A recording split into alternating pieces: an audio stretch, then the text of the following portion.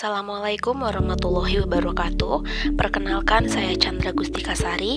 Pada kesempatan kali ini saya akan mempresentasikan hasil tugas akhir saya dengan judul Analisis Heat Stress di Kota Yogyakarta menggunakan metode Wet Bulb Globe Temperatur. Pada penelitian ini, Kota Yogyakarta dipilih menjadi lokasi penelitian karena merupakan wilayah yang terkena dampak urbanisasi dengan penduduk yang paling padat dibandingkan dengan kabupaten lain di Provinsi Daerah Istimewa Yogyakarta. Kepadatan penduduk Kota Yogyakarta pada tahun 2019 ialah sebesar 12.740 orang per kilometer persegi.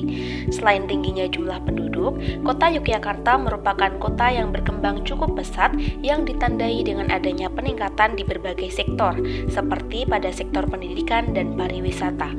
Perkembangan yang terjadi berbanding lurus terhadap pembangunan fisik wilayah Kota Yogyakarta yang akan meningkatkan kenaikan temperatur udara di wilayah tersebut, sehingga dapat berpengaruh terhadap kenyamanan termal dan memunculkan potensi heat stress. Berikut merupakan metode Wet Bulb Globe Temperatur yang akan digunakan. Metode WBGT digunakan karena merupakan indeks penilaian panas termudah dengan ketepatan tinggi yang banyak digunakan oleh para peneliti. Metode WBGT yang digunakan ialah WBGT Outdoor dengan persamaan 0,7 TWB plus 0,2 TBG plus 0,1 TDB dengan keterangan terdapat pada slide. Sedangkan untuk klasifikasi kenyamanan termal yang digunakan, yaitu klasifikasi kenyamanan termal pada daerah tropis yang dibedakan menjadi 3 kategori, yaitu sejuk nyaman, nyaman optimal, dan hangat nyaman. Pada penelitian ini, parameter yang digunakan ialah parameter suhu rata-rata dan kelembaban relatif yang didapat dari Stasiun Klimatologi dan Geofisika Provinsi Yogyakarta dari tahun 2004 hingga tahun 2020. Dan berikut merupakan hasil analisis setiap parameter, di mana yang berwarna kuning menunjukkan nilai maksimum, sedangkan yang berwarna biru menunjukkan nilai minimum. Gambar berikut merupakan hubungan antara parameter suhu dan kelembaban dengan nilai WBGT di Kota Yogyakarta. Peak season di Kota Yogyakarta terjadi pada bulan April dan November dengan nilai indeks sebesar 26,4 derajat Celcius. Pada gambar tersebut dapat dilihat bahwa nilai indeks WBGT di Kota Yogyakarta menunjukkan hasil yang bervariasi dengan pola berbentuk bimodal shoulder peaks. Adapun maksud dari bimodal shoulder peaks yaitu terdapat 2 puncak dan 2 lembah dalam satu grafik. Berikut merupakan metode yang digunakan untuk menganalisis hubungan antar variabel. Yang pertama yaitu menggunakan regresi linear sederhana. Pada regresi linear sederhana, jika R² mendekati 1, maka pengaruh variabel bebas pada variabel terikat ialah sangat kuat. Dan jika R² mendekati 0, maka pengaruh variabel bebas terhadap variabel terikat ialah sangat rendah. Selanjutnya, untuk korelasi range Spearman yaitu menggunakan nilai RS. Nilai pada korelasi range Spearman ialah berkisar antara negatif 1 hingga positif 1. Nilai R menunjukkan tingkat hubungan antar variabel, di mana dalam hal ini ialah hubungan antara parameter suhu dengan indeks WBGT dan parameter kelembaban udara dengan indeks WBGT.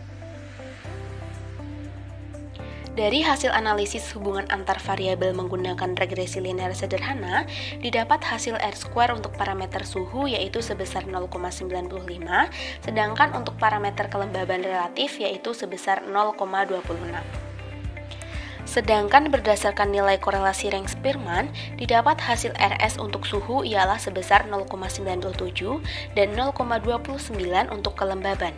Dari hasil tersebut, menunjukkan bahwa suhu masuk dalam kategori positif kuat, di mana suhu memiliki pengaruh yang besar yaitu sebesar 97% untuk menentukan nilai indeks WBGT dibandingkan dengan kelembaban yang nilainya masuk dalam positif lemah yaitu hanya sebesar 29%. Berdasarkan pengukuran menggunakan metode WBGT, didapat klasifikasi kenyamanan termal di Kota Yogyakarta terbagi menjadi 2 kategori, yaitu nyaman optimal dan hangat nyaman. Kondisi nyaman optimal terjadi pada bulan Februari, Juni, Juli, Agustus, dan September, sedangkan yang lainnya masuk dalam kategori hangat nyaman. Berikut merupakan hasil klasifikasi iklim di Kota Yogyakarta. Seperti yang yang kita lihat pada gambar sebelah kiri, dapat diketahui bahwa kota Yogyakarta masuk ke dalam klasifikasi iklim bulan basah, bulan lembab, dan bulan kering. Hasil klasifikasi iklim jika dikaitkan dengan indeks WBGT, maka kenyamanan termal secara optimal di kota Yogyakarta dapat terjadi pada bulan kering, tepatnya pada bulan Agustus dengan nilai indeks WBGT sebesar 24,2 derajat Celcius. Sedangkan nilai indeks WBGT tertinggi dapat terjadi pada klasifikasi iklim bulan basah, yaitu tepatnya pada bulan April dan bulan November dengan nilai indeks sebesar 26,4 derajat Celcius. Suatu kondisi dapat dikatakan telah terjadi heat stress jika suhu udara telah melebihi batas optimal yang ditetapkan. Dalam penelitian ini, batas nyaman optimal di kota Yogyakarta terjadi pada rentang suhu 22,8 derajat Celcius hingga 25,8 derajat Celcius. Berdasarkan hal tersebut, maka dapat diketahui bahwa kota Yogyakarta telah terjadi heat stress pada bulan-bulan yang secara termal sudah masuk dalam kategori hangat nyaman. Heat stress sendiri dapat menyebabkan dampak berupa heat strain, heat exhaustion, heat cramps, dehidrasi, dan perubahan laju metabolik tubuh.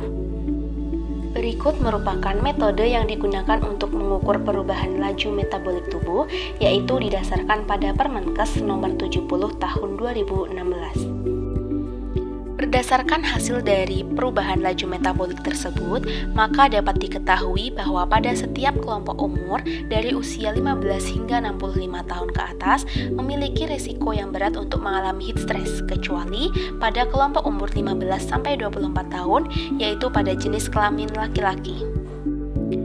Berikut merupakan rekayasa lingkungan yang dapat dilakukan untuk menghindari terjadinya heat stress di kota Yogyakarta. Yang pertama yaitu dengan penambahan ruang terbuka hijau pada area publik dan privat. Kemudian, yang kedua yaitu dengan perbaikan pada pola hidup masyarakat terkait kebutuhan cairan dan pakaian dalam kehidupan sehari-hari. Masyarakat setidaknya mengonsumsi air minum sebanyak 2,8 liter per hari, serta mengonsumsi cairan yang mengandung garam dengan kadar 0,1% untuk masyarakat yang sudah terbiasa melakukan aktivitas outdoor dan 0,2% untuk masyarakat yang belum terbiasa melakukan aktivitas outdoor. Sedangkan untuk pemilihan bahan pakaian, pakaian dengan bahan katun dapat digunakan untuk melakukan aktivitas outdoor. Rekayasa lain yang dapat dilakukan yaitu dengan pembuatan air mancur di tengah-tengah courtyard, penyediaan naungan pada ruang terbuka, dan perencanaan vertical garden. Berikut merupakan kesimpulan dari penelitian yang saya lakukan.